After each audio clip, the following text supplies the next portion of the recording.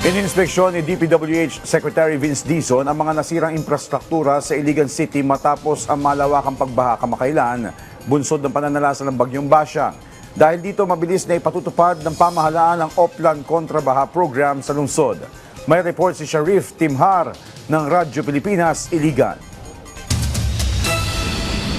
Ilang araw matapos manalasa ang Bagyong Basyang sa Iligan City, agad kumilos ang Department of Public Works and Highways o DPWH upang inspeksyonin at simulan ang pagkukumpuni sa mga infrastrukturang napinsala sa lungsod. Personal na ininspeksyon ni Secretary Vince Dizon ang iba't ibang infrastructure projects sa lungsod na naapektuhan ng bagyo. Unang tinungo ng kalihim ang Tubod Bridge sa Barangay Tubod kung saan naipon ang makapal na debris na nagdulot ng pag-apaw ng tubig at pagbaha sa mga karatig barangay.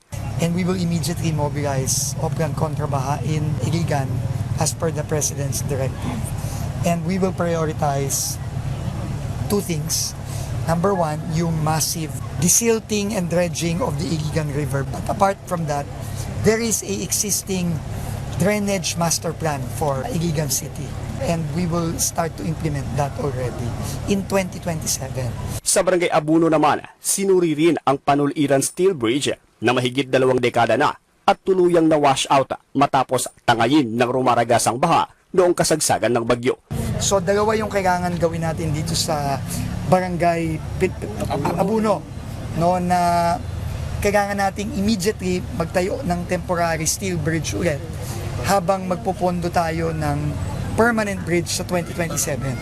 No, kasi ang immediate concern natin is makatawid yung mga residents ng Iligan City. Binisita rin ni Dizon ang nasirang steel bridge sa Purok G's Riverside, Barangay Palao sa gilid ng Iligan River na nasira rin dala ng malakas na agos ng tubig. Samantala sa Purok 21, Barangay Mandulog, nakita rin ang pinsala sa Mandulog Flood Control o Grouted Riprap na katatapos lamang noong Nobyembre ng nakaraang taon, ngunit nasira dahil sa lakas ng tubig dulot ni Basyang. Ang kabilin-bilin ni PBBM is kailangan talaga yung mga nasira ng bagyo, kamukha nitong flood control nito, ay kailangan maayos agad bago mag-start na naman yung tag-ulan ngayong 2026. Sa direktiba ni Pangulong Ferdinand R. Marcos Jr., agad na tinulungan ang LGU para tuluyang maisaayos ang mga infrastruktura sa lungsod.